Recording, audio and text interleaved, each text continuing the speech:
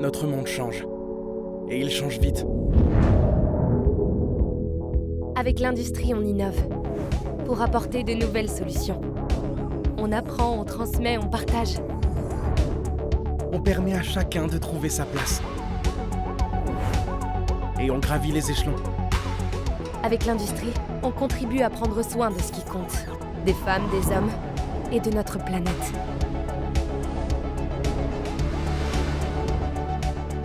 Grâce aux 3 millions de salariés engagés dans nos 90 000 entreprises, on transforme le quotidien.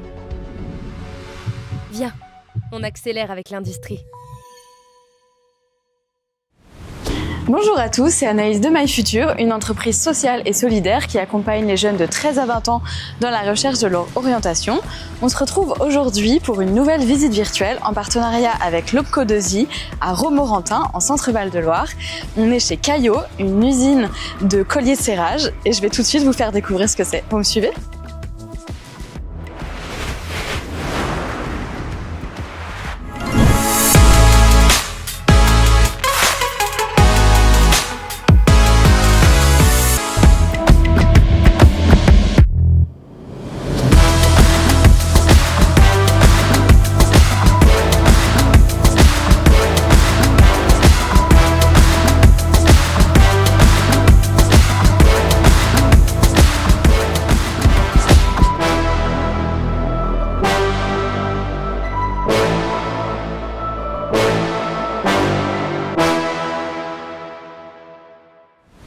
Eh bien, bonjour Jessie. Bonjour. Donc on commence avec toi aujourd'hui par le métier d'outilleur. Est-ce que tu peux m'expliquer en quoi ça consiste ? Alors en fait, on fait des montages et des réparations sur les outils. Même des fois, on trouve des solutions pour sortir les bons colliers, les bonnes dimensions. Ouais. Puis c'est tout.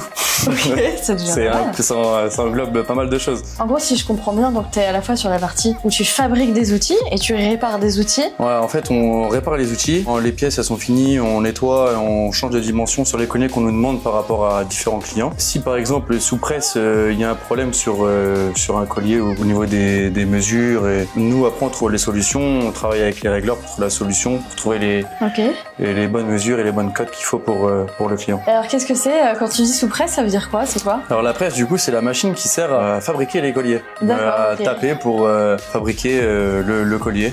Nous, par exemple, dans l'outil, le collier se fait à différentes passes. Chaque élément fait la forme du collier ou la découpe du collier. Ouais. Et en fait, la machine, elle, sert à faire transférer dans l'outil ou justement à taper pour que le collier prenne sa forme. Donc toi, tu fabriques que des colliers, si je comprends bien, c'est ça ?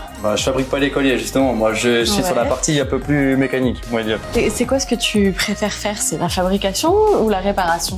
Justement, mon ancien poste, justement, c'était régleur, donc j'étais sous presse. Ok.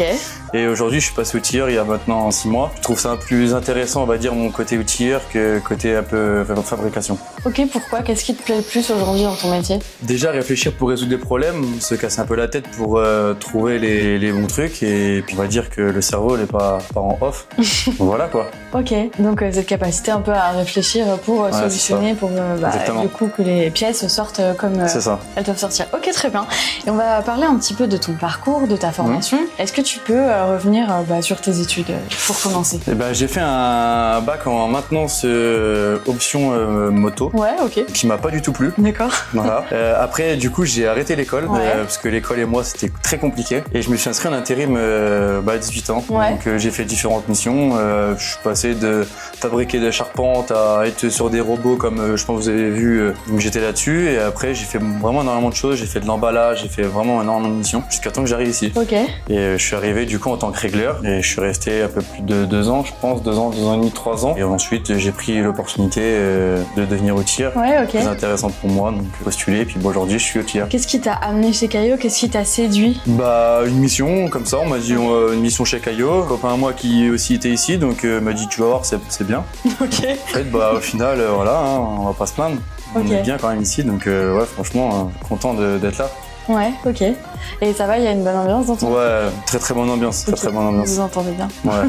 C'est quoi les plus grandes difficultés dans ton travail? La plus grande difficulté, on va dire, c'est qu'on a quand même énormément de boulot par moment. Il faut se dépêcher, un peu courir un peu partout, mais sans non plus faire des erreurs sur ce qu'on fait nous, sur le montage ou quoi que ce soit. Donc on va dire que c'est ça, on va dire la plus grande difficulté, de courir sans faire d'erreurs. Et en tant qu'outilleur, moi j'ai aussi un peu l'image connaître absolument tous les outils qui existent. Ouais, bon là c'est un peu compliqué, mais parce que je suis encore en formation. Ok. Parce que ça, on n'apprend pas ça comme ça, mais sinon faut quand même pas mal connaître. Ouais. Aujourd'hui on dit qu'un bon outilleur faut 10 ans. Ah ouais, quand même. Donc voilà, j'en suis un peu loin je pense. Tu saurais déjà reconnaître un outil les yeux fermés? Non, Encore non, compliqué. Mais bientôt du coup. Bientôt, on espère. Ok, ça marche. Et c'est quoi l'outil que tu utilises le plus dans ton quotidien? Décanté BTR, voilà, c'est ça l'outil le plus utilisé qu'on utilise nous.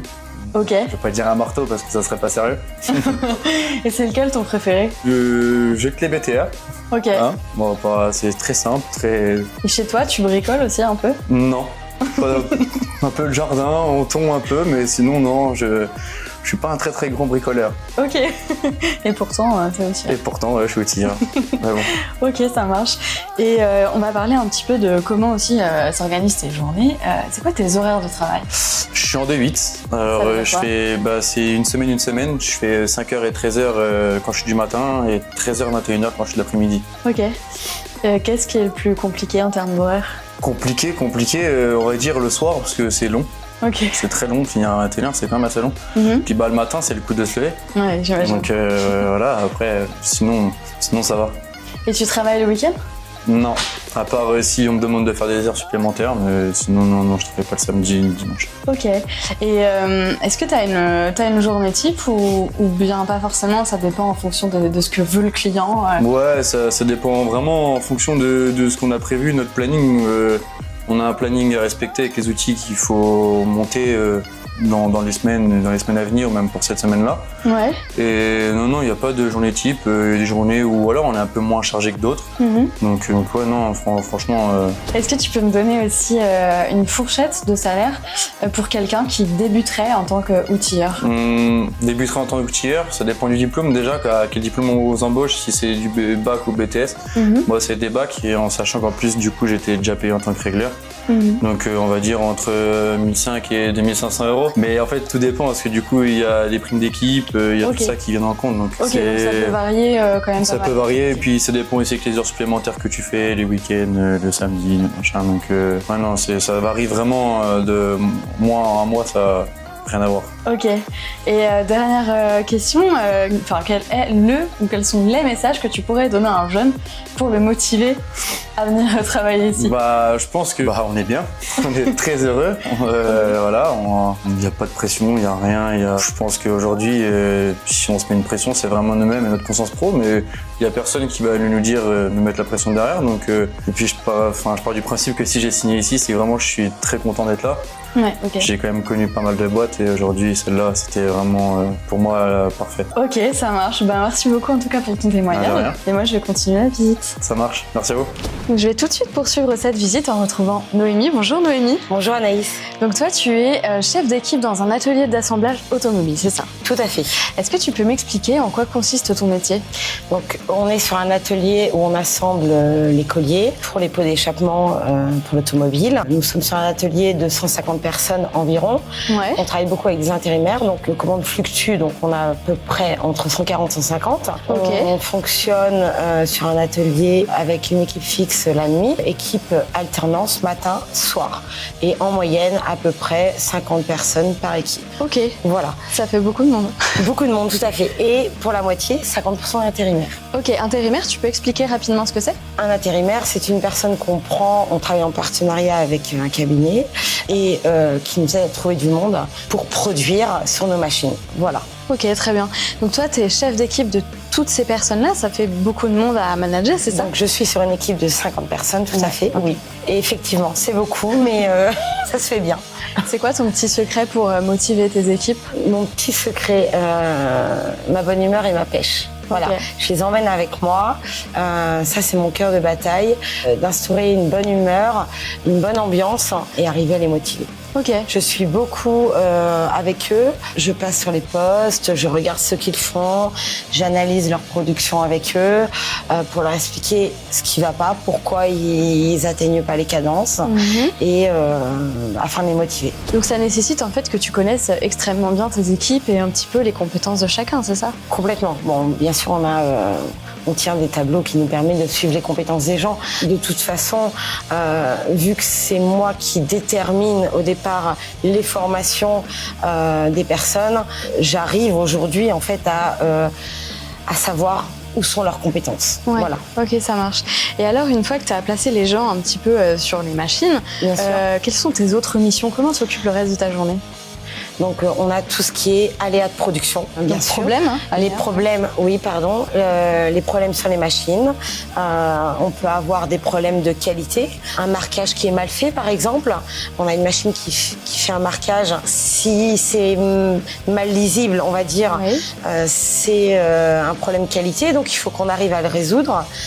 Donc on est en arrêt machine. Oui. Donc il faut appeler les intervenants extérieurs, par exemple la qualité, les régleurs, pour faire des interventions. Une fois que tu as placé donc les gens, que tu as vérifié qu'il n'y avait pas de problème sur les machines, qu'est-ce que tu fais par exemple? Parce que j'imagine qu'il y a aussi une partie bureau. Derrière mon bureau, je vais être plutôt le placement. Le placement, c'est beaucoup de ma journée. Je vais avoir des participations aussi à des réunions, des groupes de travail par exemple, afin d'améliorer les productions.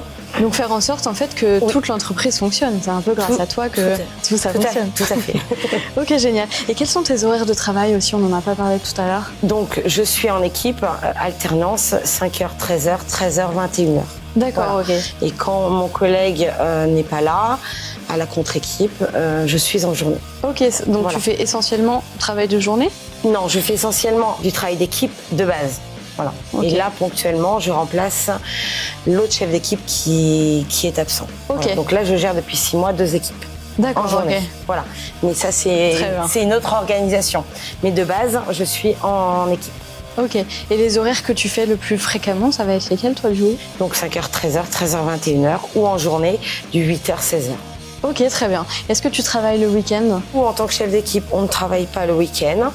Ça nous arrive de travailler en heures supplémentaires le samedi pour les opératrices et les régleurs. Quand on a des retards de fabrication, on fait venir le personnel le samedi matin. Nous, en tant que chef d'équipe, on ne vient pas.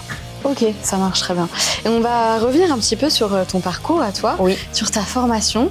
Déjà, quelles études as-tu faites? Et j'ai un parcours très atypique. J'ai pas fait les études que j'aurais dû malgré tout. J'ai simplement un bac, voilà. Étant jeune, je suis rentrée dans une première entreprise où j'ai effectué 15 ans de ma carrière. J'ai évolué très rapidement dans cette entreprise. Je suis passée par le poste d'opératrice. Ensuite, toujours dans l'industrie? Toujours dans cette même entreprise. C'était mon premier emploi, voilà, clairement. Et j'ai donné le meilleur de moi-même pour pouvoir évoluer. Donc mon ancien employeur m'a offert des formations qualifiantes. Tout d'abord une première formation qualifiante que j'avais effectuée en 6 mois pour devenir régleur de machines. Ensuite, je suis passée chef d'équipe où je gérais un atelier à l'époque de 20 personnes. Ensuite, j'ai continué à monter. Je suis passée sur le poste de chef d'atelier pour ensuite finir responsable production de cette même entreprise. C'était une petite entreprise avec 3 ateliers de production. Et en tout, on était entre 50 et 60 personnes. À la suite de ça, j'ai souhaité partir, voir d'autres missions. Voilà, donc j'ai repris mes études, j'ai refait un BTS. Un BTS en quoi? Commerce. Voilà, pour aller sur des postes de manager dans le commerce. J'ai travaillé quelques années dans le commerce et j'ai souhaité revenir dans l'industrie parce que c'était vraiment un métier qui me tenait à cœur. Pourquoi l'industrie par rapport au commerce? Parce que j'adore cette ambiance, simplement l'ambiance de l'industrie me plaît beaucoup. On est multitâche, on va dire, je trouve en tout cas sur mon poste. On est multitâche, on travaille en flux tendu. C'est ce qui m'anime, voilà. Flux tendu, est-ce que tu peux expliquer rapidement? Oui, pardon, excuse-moi. Un flux tendu, c'est-à-dire qu'on a un client qui commande un produit et il le veut pour demain. Voilà. Toujours. Voilà, toujours, c'est ça. Ouais. Donc il faut à partir du moment où on reçoit la commande, ça passe par plusieurs services jusqu'à arriver à la production. Et il faut qu'on aille très vite, pour résumer. Et c'est aussi un domaine où on peut évoluer.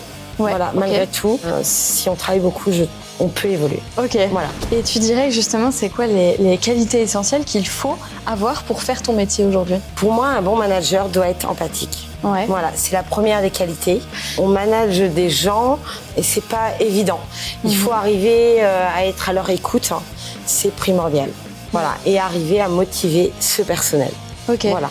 Pour moi, c'est les principales qualités qu'un bon manager a besoin. Ouais. Et avec ton parcours aussi, tu as aussi une expérience justement en machine, ce qui doit être un plus dans ton travail actuel parce que tu connais un petit peu ce monde-là aussi. Alors, je n'ai pas oublié effectivement d'où je viens, mais les machines ici, je ne les connais pas. Je n'ai jamais produit ici, mais effectivement, je n'oublie pas d'où je viens. Voilà. Est-ce que tu rêves parfois de machine la nuit? Ça m'est arrivé. Ok. Tout à fait. Bien sûr. Tu es très impliquée quand même dans ton travail. Très. Okay. Voilà. Un truc dont on n'a pas parlé aussi, Bien c'est sûr. le salaire. Est-ce que tu peux me donner une fourchette de salaire pour quelqu'un qui voudrait être chef d'équipe en tant que débutant? Tout à fait. Un chef d'équipe débutant, par exemple, peut toucher 1950 pour arriver à 2600 à peu près. En net par mois, c'est ça? En net par mois, tout à fait. Très bien. Et au niveau des avantages, est-ce que vous avez des avantages supplémentaires ici dans l'entreprise? Bien sûr, dans l'entreprise, donc tout d'abord nous avons un CE avec certains avantages, par exemple. Donc un communauté Tout à fait. d'entreprise, c'est ça, ouais. Tout à fait. Où nous avons des avantages, par exemple, des tickets cinéma à prix avantageux. Ok. On a aussi beaucoup localement de magasins où nous avons des réductions. Voilà. Ok. Au fast-food du coin, pour ne pas le citer, 30%. Voilà. Ok. Voilà, donc localement, partenariat avec des contrôles techniques. Ok. Voilà, avec des contrôles techniques avantageux. Nous avons les chèques vacances. Ouais. Voilà. Nous avons également au moment de Noël des chèques cadoc. Ouais. Ok. Par exemple, la semaine dernière, nous avons fait une journée cohésion sur un samedi. Nous avions la possibilité de participer à cette journée sur ce qu'on appelle les Olympiades, entre guillemets. Okay. C'est des défis un petit peu sportifs. Ok. Voilà. Donc toute l'après-midi, nous avons fait ces petits défis et le soir, un petit repas nous a été offert par l'entreprise. Ok, Voilà. super. Donc il y a l'air d'avoir quand même pas mal d'activités. Tout à fait. Et il y a une bonne ambiance aussi? C'est une bonne entreprise où, dans l'ensemble, ça reste un esprit famille, bien sûr à grande échelle, mais où dans l'ensemble, l'entreprise est plutôt bienveillante. Ok. Voilà. Ça marche. Si tu devais définir ton équipe comme une équipe de sport, tu dirais plutôt que c'est une équipe de rugby, de foot ou de basket, par exemple? Rugby. Ouais, ok. Parce qu'on y va fort, mais il y a l'esprit d'équipe. Ok, très bien. Voilà. En tout cas, c'est ce vers quoi j'essaie de travailler, l'esprit d'équipe. Et pas que dans mon équipe, Ouais, ok. avec nos 3 équipes. Oui, parce que je t'ai amené à Tout à travailler fait. avec Mais différents il services. faut y aller. Il faut y aller parce que un atelier de production, il y a des cadences à respecter. Voilà. Oui, c'est un gros enjeu finalement de ton travail en fait finalement. C'est presque le principal enjeu de ton travail. Bah très bien. Eh bien merci beaucoup Noémie. Merci pour ton beaucoup Anaïs. intervention. Et moi je vais poursuivre la suite de la visite en rencontrant d'autres de tes collègues. Merci beaucoup. Donc bonjour Thibaut. Bonjour Anaïs. Donc toi tu es responsable de l'unité de la fabrication. C'est ça exactement. Est-ce que tu peux m'expliquer en quoi ça consiste? Eh ben, ça consiste à manager une équipe de personnes qui travaillent dans un atelier pour lequel on vient fabriquer des pièces en métal. Ouais. Et là en l'occurrence des colliers de serrage. Ça sert à quoi un collier de serrage? Collier de serrage, ça permet de tenir tout bêtement un câble. Donc là c'est pour l'aéronautique, donc les avions. Oui, donc ok. ça peut permettre de tenir des câbles dans les avions ou dans les moteurs de l'avion. Ok. Et tu gères combien de personnes? Donc aujourd'hui, on est 35 personnes dans l'atelier et ça varie un peu jusqu'à 40 personnes ou 30 personnes. Ok. Et quelles sont tes missions au quotidien? Alors, comment tu fais pour gérer toutes ces personnes? Ben, les missions au quotidien, c'est assez simple. Hein. On a des ordres de fabrication, donc c'est des choses à préparer, à fabriquer, qui sont lancées par un service qui s'appelle l'ordonnancement. Ok, ça marche. On récupère ces données-là et on vient fabriquer les colliers avec plusieurs opérations dans la fabrication. D'accord, donc là tu fais que des colliers. Que des colliers de serrage. Ça marche. C'est notre spécialité. Et alors est-ce que tu as une journée type par exemple? Donc déjà, quels sont tes horaires de travail? Qu'est-ce que tu fais plutôt le matin, plutôt l'après-midi? Comment tu t'organises? Le matin, j'arrive entre 8h et 8h30. J'ai pas vraiment d'horaire fixe, mais j'arrive entre 8h et 8h30. Tous les matins à 9h, on vient débriefer la journée précédente. Donc on vient regarder le nombre de pièces qu'on a fabriquées, le nombre de défauts qu'on a pu fabriquer, et on s'appuie là-dessus pour s'améliorer au quotidien. Ok. Voilà. Et ensuite, alors une fois que ça c'est fait... Et donc ça c'est fait, donc on le redescend aux équipes en production, donc on les informe du nombre de pièces qu'ils ont pu fabriquer, des erreurs qui a pu être commises sur la journée précédente, et on vient s'améliorer par des petites méthodes de travail, des choses assez simples, petit QRQC, alors je sais pas si ça peut aider, mais c'est quelque chose d'assez rapide qui permet de résoudre un problème, une problématique. Et alors c'est quoi moi je me demande c'est quoi la panne ou le défaut le plus improbable que tu as vu? On n'a pas vraiment de panne ou de défaut improbable, ça arrive parfois, on a des machines, des pièces dans la machine qui peuvent casser, mais bon à ce moment-là on a un service qui s'appelle la maintenance qui vient nous dépanner, ils ont des pièces de rechange et on vient réparer les machines à ce moment-là. Ok. Et alors toi qui fais un travail de manager, c'est quoi ton secret de manager pour gérer tout cela? J'ai pas vraiment de secret, c'est être à l'écoute des gens déjà, je pense que c'est important d'être à l'écoute, c'est les aider et c'est les motiver à essayer de faire quelque chose de convenable, enfin qui convient aux exigences. Et c'est quoi les principaux enjeux dans ton travail? Par exemple, j'imagine qu'il y a un enjeu autour de la rapidité d'exécution parce que quand tu as une commande, il faut forcément satisfaire le client, mais c'est quoi les principaux enjeux auxquels tu dois faire face? C'est ça, les enjeux, il y a 3 enjeux principaux. C'est donc le coût du collier, c'est-à-dire que le collier est vendu à un certain prix, on le fabrique à un certain prix. S'il y a des dérives, le collier va coûter donc plus cher à fabriquer. Donc la marge au moment de la vente sera plus faible. Donc il est important de bien suivre toutes les étapes et de garder la productivité qui est fixée donc par le contrôle de gestion. Et donc grâce à ça, on suit les performances, on fabrique dans les meilleurs coûts le collier. Ensuite, il y a le délai, comme tu as dit. Le délai, c'est le client attend ses pièces à une date donnée. Donc du coup, on fait en sorte de démarrer au bon moment pour pouvoir lui expédier en temps et en heure. Et le dernier point qui est super important, surtout quand on fabrique des colliers qui vont dans les avions, donc c'est la qualité, c'est les normes qualité qui vont avec. Donc là, on a plein de documents qui nous aident au quotidien. Du coup, on enregistre au quotidien les données des colliers de serrage pour les enregistrer. Si jamais il y a un problème qualité derrière, on saura les ressortir et les mettre, les donner au client. Voilà. Ok, très bien. On va revenir un petit peu sur ton parcours et ta formation.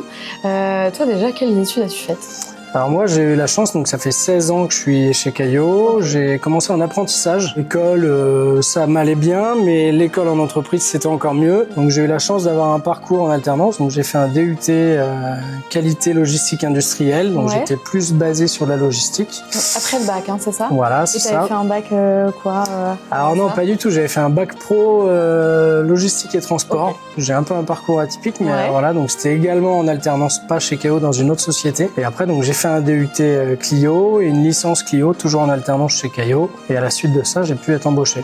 Donc j'étais pas côté production, j'étais côté expédition et préparation de commandes. Et à quel moment alors ça a changé? Est-ce que c'était une volonté de ta part? C'était une volonté de ma part. J'avais peut-être fait un peu le tour des expéditions. Donc je travaillais déjà pour le côté aéronautique, donc gérer les expéditions de l'aéronautique chez nos clients aéros. Et c'est vrai que j'avais envie d'aller voir un peu plus loin. Je connaissais très bien les références, je connaissais les clients, les exigences des clients. Donc j'avais envie de découvrir un peu plus. Donc je suis passé côté production et puis petit à petit on gravit les échelons et ça fait maintenant bientôt 5 ans que je suis responsable d'atelier. Ok, et donc en tout ça fait 16 ans que tu es dans l'entreprise et pourquoi ce domaine-là spécifiquement parce que en gros tu connais les colliers de serrage. Ouais, mais c'est pas vraiment un domaine, après c'est surtout Caillot, l'entreprise en elle-même, c'est une belle entreprise, vous avez pu voir les locaux sont quand même neufs, ça fait 7 ans qu'on est dans cette entreprise. On a des locaux neufs, on a des gens qui sont très agréables avec qui travailler, des gens compétents, donc voilà, ça pousse à rester dans cette entreprise. Ok, et tu dirais que c'est plus facile de manager des personnes ou des machines? C'est plus facile de manager des personnes. C'est le but d'un manager, c'est d'aller au contact des gens, de pouvoir échanger sur les métiers. Je trouve ça plus simple de manager des personnes que des machines. Ça se manage pas vraiment derrière les machines. Tout à fait, ouais. On n'a pas parlé aussi, est-ce que tu peux nous donner une fourchette de salaire à ton poste aujourd'hui pour un débutant qui voudrait se lancer? Alors la fourchette, elle est conventionnée dans la métallurgie, donc c'est chaque entreprise donne un niveau conventionné de poste Et donc selon le poste, il y a des minis, mais je crois que le mini, si je ne me trompe pas, c'est peut-être 40 000 € par an. Et par mois en net, ça représente à peu près quoi? Ça doit être une fourchette entre peut-être 2 500 € à 3 500 €. En net, hein. Oui. On est d'accord. Ok, très bien. Très bien. Et selon toi, quelles sont les qualités que devrait avoir un jeune qui voudrait aussi se lancer? Déjà, je pense que la première qualité, c'est d'être motivé. Je pense qu'on n'arrive pas à avancer si on n'est pas motivé par ce qu'on veut faire. Donc, je pense que c'est la motivation qui est la meilleure des qualités. Et puis après, on fait des erreurs, on apprend et c'est comme ça qu'on peut grandir, quoi. Ok, très bien. Et alors, qu'est-ce que Caio apporterait à quelqu'un qui arriverait dans l'entreprise? C'est quoi les avantages? Toi qui as 16 ans d'expérience. C'est le suivi, c'est la motivation qui est donnée aux jeunes. On a beaucoup de jeunes dans l'entreprise, on suit des jeunes, on les fait évoluer, on leur apprend certains métiers. Tout ça fait qu'on est une entreprise accueillante qui donne envie aux jeunes de travailler pour nous. Et il y a une bonne ambiance dans l'équipe? Il y a plutôt une bonne ambiance, ouais.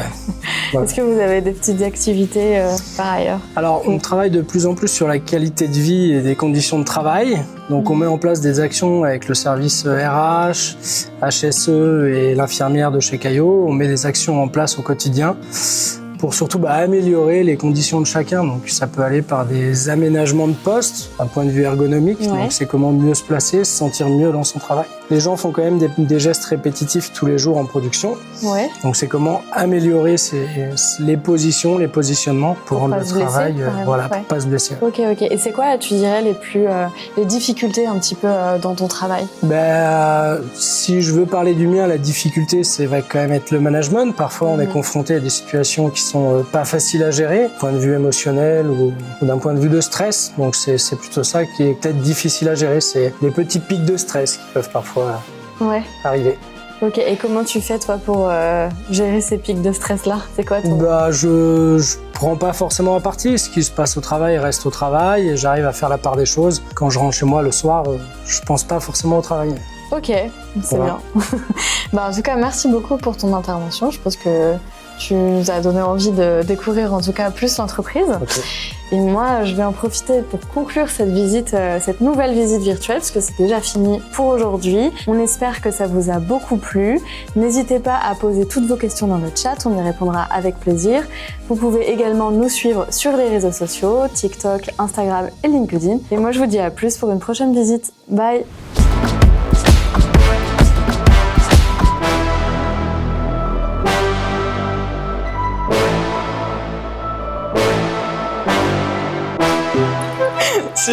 Je te crois pas.